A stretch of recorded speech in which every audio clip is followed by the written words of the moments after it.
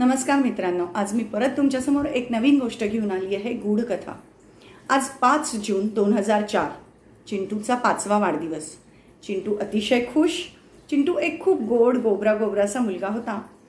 त्याचा आज 5वा वाढदिवस होता. अंगणात बाबांनी एक छोटीशी पार्टी आयोजित केली होती. छानशी लाइटिंग केली होती. म्युझिक लावलं होतं. संध्याकाळचे 7 वाजले होते. सर्व मित्रमंडळी यायला सुरुवात झाली होती. जवळचे कलीग पण आलेले होते. चिंटू सगळ्यांचे गिफ्ट स्वीकारत अगदी आनंदाने इकडे तिकडे फिरत होता. पण चिंटूला उत्सुकता होती सुहास काकांची. सुहास काका पप्पांच्या म्हणजे चिंटूच्या बाबांच्या ऑफिसमध्ये कलीग होते. ते नेहमी भेटायला येताना चॉकलेट्स आणि गिफ्ट्स घेऊन यायचे. आज तर चिंटूचा वाढदिवस म्हणजे त्यांनी स्पेशली काहीतरी आणलं असणार आणि त्यांच्या गिफ्टची चिंटू उत्सुकतेने वाट बघत होता. पण आज 7 वाजून गेले तरी सुहास काका आले नाही. बाबा म्हणाले, चल चिंटू, आता आपण केक कापून घेऊया, सगळ्यांना उशीर होईल. चिंटू म्हणाला, बाबा प्लीज 5च मिनिट आपण काकांची वाट बघूया, मग कापूया. पप्पा म्हणाले, ठीक आहे. आणि एवढ्यात बाहेर स्कूटरचा आवाज आला. चिंटू धावत गेला. त्याला माहिती होतं हा सुहास काकांच्या स्कूटरचा आवाज आहे. त्यांनी काकांकडे बघितलं. काकांकडे एक बास्केट होती. काका समोरून येत होते. त्यांच्या हातात काही गिफ्ट पॅकेट नव्हतं. चिंटूला आश्चर्य वाटलं, अरे ह्या बास्केटमध्ये काय असणार आहे? ही तर फळांची बास्केट दिसतीये. तरी पण चिंटू काकांकडे बघून खुश होता. तो धावत जाऊन चिंटूच्या काकांनी त्याला जवळ घेतलं. कडेवर घेऊन त्याचा एक पापा घेतला आणि त्याला म्हटलं, चिंटू हे घे तुझ्यासाठी गिफ्ट. चिंटूने गिफ्ट बघितलं. तो म्हणाला, काय काका याच्यामध्ये? काका म्हणाले, बघ तू स्वतःच. चिंटूने हळूच बास्केटचं झाकण उघडलं. त्यामध्ये 2 डोळे चमकले. डोळे कोणाचे ते? अरे हे तर कुत्र्याचं छोटंसं पिल्लू. चिंटू अतिशय खुश झाला. त्याने त्या कुत्र्याच्या पिल्लाला बाहेर काढलं. छानसं पांढरं शुभ्र गोबरं पिल्लू आणि त्याच्यावर ब्लॅक स्पॉट. ते बघून चिंटू अतिशय खुश होता. चिंटू आनंदाने खाली उतरला आणि सगळ्या अंगणामध्ये फिरत गोल गोल चक्कर मारून सगळ्यांना दाखवू लागला, माझ्यासाठी कुत्र्याचं पिल्लू आणलं, बाबा बघा काकांनी माझ्यासाठी काय आणलं. आणि तो फिरत होता. त्याच्या मागे सगळी त्याची मित्रमंडळी त्याच्या मागे मागे धावत होती. सगळेजण आनंदात अगदी ओरडत आणि लाडाने त्या कुत्र्याला पुचकारत होती, जवळ घेत होती. ते पिल्लूसुद्धा बाहेर आल्या त्या चिंटूचं नाक गाल चाटू लागलं. चिंटू त्याने खूप खुश. त्या पिल्लाला सुद्धा त्या चिंटूचा अतिशय लळा लागला. अगदी 2-5 सेकंदातच. ते फिरत असतानाच अचानक कुणास ठाऊक काय झालं. सगळीकडे एक वेगळीच लहर, एक भीतीची लहर निर्माण झाली. त्यांच्या अंगणाच्या बाउंड्री वॉलवर सगळ्यांचं लक्ष गेलं. अगदी मोठे छोटे सगळेजण. एक शहारलेलं वातावरण निर्माण झालं. शांत स्तब्ध असं वाटलं की ते म्युझिक होतं ते सुद्धा 2-5 सेकंदसाठी थांबलं की काय. सगळ्यांच्या अंगावर एक शहारा आला. काटे उभे राहिले. सगळ्यांचं लक्ष त्या बाउंड्री वॉलकडे होतं. त्या बाउंड्री वॉलवर एक गोरासा मुलगा बसला होता. साधारण 10 ते 12 वर्षाचा तो मुलगा. सोनेरी केस, गोरा पान आणि त्याने एक हिरव्या रंगाची हाफ चड्डी घातली होती. वरती एक पिवळ्या रंगाचा लाइनिंगचा टी-शर्ट घातलेला होता. इतका गोड मुलगा, पण त्याच्याकडे बघितल्यावर एक भीती का वाटतीये. सगळ्यांची धडधड वाढली. तो मुलगा, त्याचे घारे डोळे होते, अगदी निळे. आणि त्याने जशी डोळ्यांची उघडझाप केली तसे ते डोळे चमकले. अगदी हिरवे, मांजरीचे जसे चमकतात अंधारात तसे त्याचे डोळे चमकले. त्याच्या चेहऱ्यावर एक हास्य होतं, स्मित हास्य. नाही, स्मित हास्य नव्हतं ते. एखाद्याचा द्वेष करण्यासारखं. एखाद्यावर आपण जेव्हा जेलस फील करतो तेव्हा जसं एक वेगळं हास्य असतं ना. एका साईडचा ओठ त्याचा पसरला होता आणि तो हसत होता. एक डोळा हलकासा बारीक झाला होता. त्याचं ते हसणं बघून सगळ्यांच्या अंगावर शहारे आले. सगळ्यांची धडधड वाढली. पूर्ण वातावरण भीतीचं निर्माण झालं. त्या मुलाने उडी मारली. तो खाली उतरला. ही मोठ्यांचे हाल होते तर लहान मुलं पण तितकीच घाबरली होती. सगळे लहान मुलं आपल्या आईबाबांना जाऊन चिपकले होते. चिंटूसुद्धा बाबांच्या पायाला धरून त्यांच्या पायामागे लपलेला होता. एका हातात पिल्लू आणि एक हात मात्र बाबांच्या पाय घट्ट धरून उभा होता.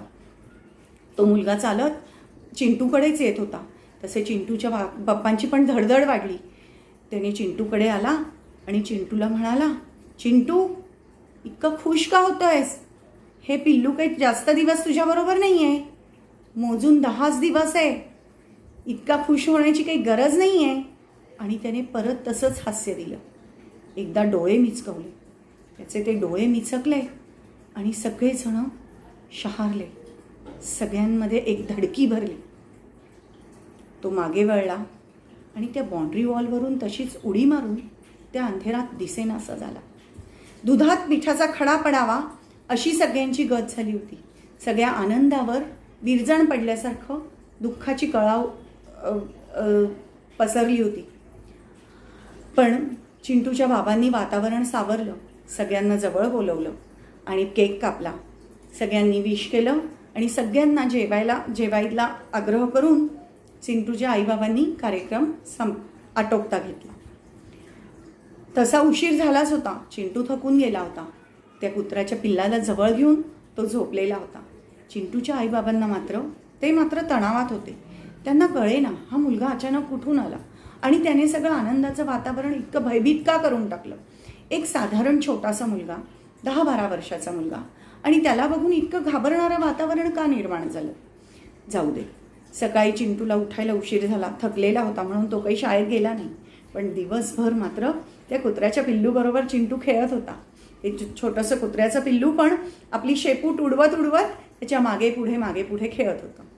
तिसऱ्या दिवशी चिंटू शाळेत गेला. शाळेतून येताना चिंटूला मात्र शाळेमध्ये त्या पिल्लूचीच आठवण. आणि त्या पिल्लूला सुद्धा चिंटूशी विना करमेना. ते सारखं घरभर फिरून असं करत आईच्या मागे फिरत होतं. चिंटू शाळेतून आला तसं ते चिंटूच्या भोवती परत नाचायला लागलं. जेव्हा हे पिल्लं आनंदात असतात ना तेव्हा त्यांच्या शेपूट वरती अशी हालत असते. ते चिंटू आला की त्याच्या भोवती फिरतात. ते शेपूट हलवत फिरायचं आणि ते चिंटूला फार आवडायचं. या 8-10 दिवसात चिंटूची आणि त्याची खूप छान गट्टी बनली. अगदी अंघोळ करताना सुद्धा ते पिल्लू चिंटूच्या बाथरूमच्या बाहेर बसलेलं असायचं आणि त्याच्याकडे मी चमकणाऱ्या डोळ्यांनी बघत असायचं कौतुकाने. असं करता करता 9 दिवस गेले. 9वा दिवस उगवला. 9व्या दिवशी चिंटू शाळेत जायला निघाला. शाळेत जाताना चिंटूची आज इच्छाच नव्हती. तरी पण चिंटू शाळेत गेला आणि येताना मात्र त्याला असं लागलं होतं केव्हा घरी जाऊ. जशी बेल वाजली तसा चिंटू दारात येऊन उभा राहिला रांगेमध्ये आणि रिक्षावाल्या काकांची वाट बघू लागला. रिक्षावाले काका नेहमी गेटजवळ उभे असायचे. त्या गेटपाशी त्या चिंटूची नजर होती की काका आले की नाही बघू. पण त्या गेटजवळ आज त्याला तो मुलगा दिसला. तोच मुलगा जो त्याच्या वाढदिवसात आला होता. गोरासा, घारे डोळे, सोनेरी केस, पिवळा टी-शर्ट, हिरवी पॅन्ट, आणि तो चिंटूकडेच बघत होता. त्याला बघितल्याबरोबर चिंटूच्या अंगावर काटे आले. चिंटू घाबरला. त्याने चिंटूकडे बघून त्याचे डोळे मिचकावले. त्याचे डोळे मिचकावल्याबरोबर ते हिरवे आणि निळे डोळे एकदम चमकले. चिंटूची धडधड वाढली. चिंटू धावत आला, आपल्या बाकावर परत बसला आणि त्याने आपल्या पायांमध्ये आपलं डोकं खुपसून तो शहारे आल्यामुळे उडत होता अक्षरशः. त्याच्या मॅमनी विचारलं. टीचर म्हणाले, काय झालं चिंटू, तुला काय होत आहे, तुला काही त्रास होतो आहे का. चिंटू काहीच बोलेना.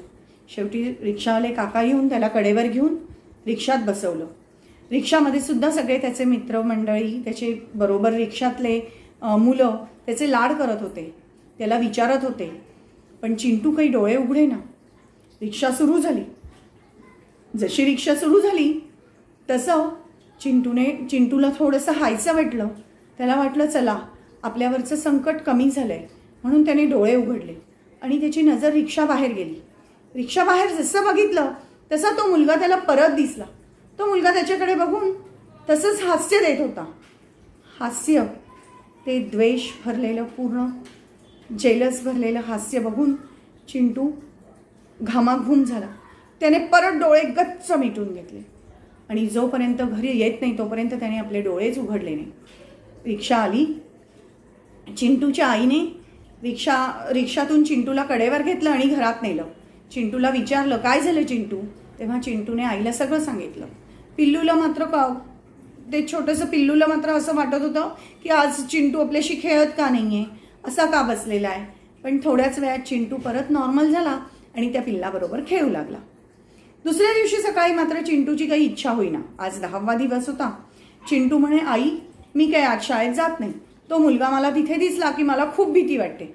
आईला कल्पना होती, कारण त्या मुलाचं अस्तित्व असताना जी आपल्या जीवाची घालमेल होते, जी भीती असते ती त्याच्या आईने अनुभवली होती वाढदिवसाच्या दिवशी.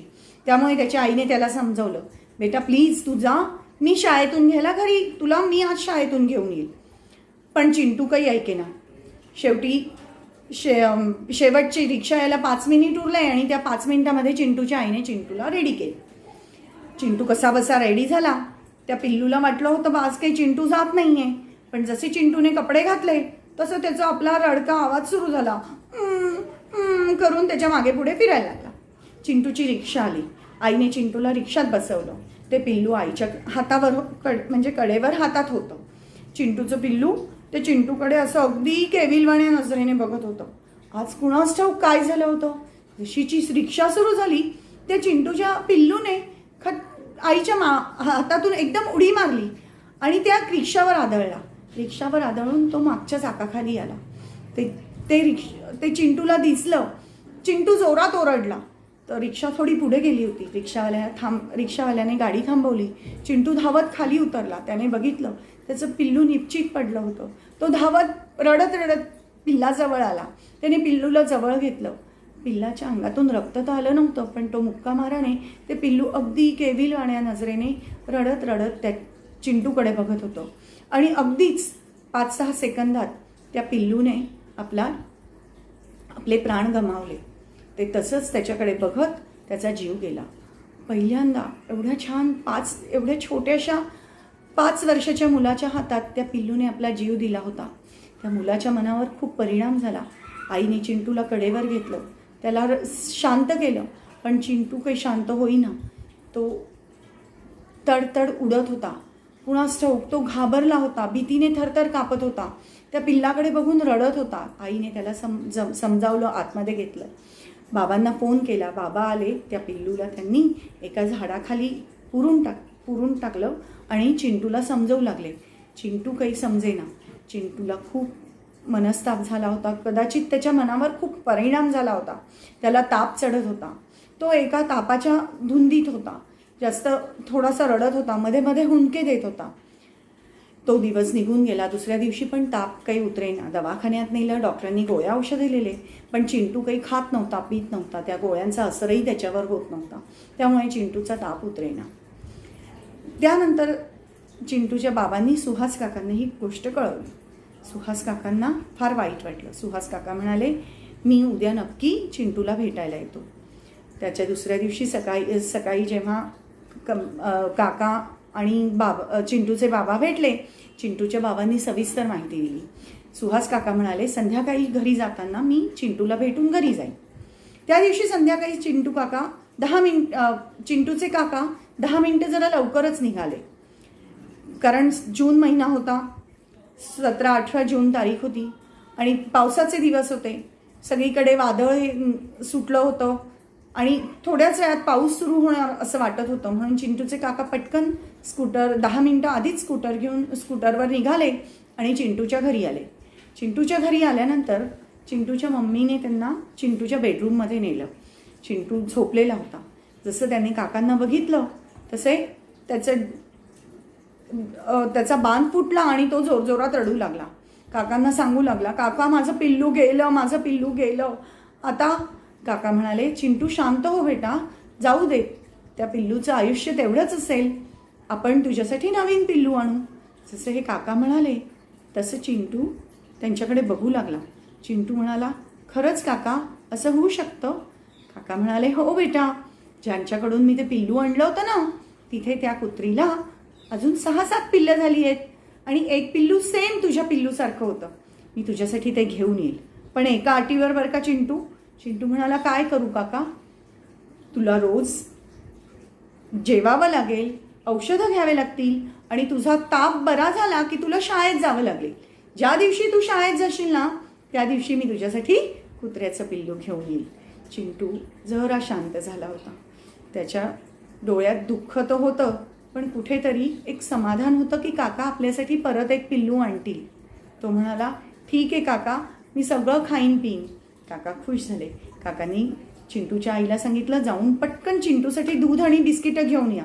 चिंटूची आई गेली, दूध बिस्किटं आणि चहा पण काकांसाठी घेऊन आली. तेव्हा ना पाऊस सुरू झाला होता. हलका हलका पावसाचं थेंब पडू लागले होते. त्यामुळे चिंटूच्या आईला वाटलं की चिंटूला ताप आहे, आपण खिडकी बंद करावी. म्हणून ती चिंटीच्या बेडजवळची खिडकी बंद करण्यासाठी तिने पडदा सारला आणि खिडकी बंद करता करता अचानक तिचं लक्ष त्या गेटच्या बाहेर गेलं. गेटच्या बाहेर तो मुलगा उभा होता. तो चिंटूच्या आईकडे बघत होता. त्या मुलाला बघितल्याबरोबर चिंटूच्या आईला घाम फुटला. ती थरथर कापू लागली. काही कळे ना काय होत आहे. चिंटूच्या आईला वाटलं, जर आपल्या मुलाने चिंटूने जर या मुलाला बघितलं तर. तिने पटकन खिडकी बंद केली, खिडकीचे पडदे बंद केले आणि ती बाहेर हॉलमध्ये येऊन बसली. तिला काही कळेना, सुचेना. तिला भीती वाटत होती. आणि काकांनी कसं बसं चिंटूला समजवलं आणि परत झोपवून ते बाहेर आले. चिंटूच्या आईला म्हणालेत, मला आता निघायला हवं. चिंटूची आई म्हणाली, हो. त्यांनी चिंटूच्या आईकडे बघितलं. तिचा घाबरलेला चेहरा बघून त्यांनी तिला विचारलं, काही प्रॉब्लेम आहे का, तुम्हाला काही त्रास होतोय का? त्या म्हणाल्या, नाही. आणि ते शूज घालायला सोफ्यावर बसले. एवढ्यात त्यांचं परत चिंटूच्या आईकडे लक्ष गेलं. ती पूर्ण पांढरी पट्ट पडलेली होती. तिचं लक्ष दाराच्या त्यांच्या हॉलच्या दरवाजाकडे होतं. त्यांनी दरवाजाकडे बघितलं. त्या दरवाजात तो मुलगा उभा होता. तसाच गोरा गोरा, त्याचे सोनेरी केस आणि त्याचे खारे डोळे. तो मिचकावत होता. जसे ते डोळे मिचकावले तसे ते चमकले आणि सगळ्यांच्या अंगावर काटे आले. एकदम शहारल्यासारखं वातावरण निर्माण झालं. काका एवढे मोठे असून ते सुद्धा घाबरले. त्यांची धडधड वाढली. तो मुलगा पुन्हा तसाच हसला, अगदी द्वेषपूर्ण. एक साईडला ओठ उडवून, हलकासा डोळा बारीक करून तो मुलगा त्यांच्या जवळ आला. काकांना म्हणाला, काय सुहास काका, चिंटूसाठी नवीन कुत्रा आणणार आहे म्हणे. केव्हा? 2-3 दिवसांनी. पण तुम्ही 3 दिवसानंतर राहणार आहे का? आणि त्याने एक नजर काकूंकडे म्हणजे चिंटूच्या आईकडे टाकली आणि हलकासा त्याने आपले डोळे मिचकावून तेच हास्य दिलं. चिंटूची आईला पूर्ण घाम फुटला होता, तरी ती थरथर कापत होती. सगळ्या अंगावर शहारे आले होते. आणि त्यापेक्षाही भयानक परिस्थिती सुहास काकांची झाली होती. त्यांनी सुहास काकांकडे बघितलं आणि परत तेच हास्य देऊन तो घराच्या बाहेर गेटमधून बाहेर पडला आणि दिसेनासा झाला. चिंटूचे काका खूप घाबरले होते. त्यांचा चेहरा पूर्ण गोरामोरा झाला होता. त्यांची धडधड वाढली होती. या गोष्टीचा उर्वरित भाग मी पुढच्या भागात ऐकवेल.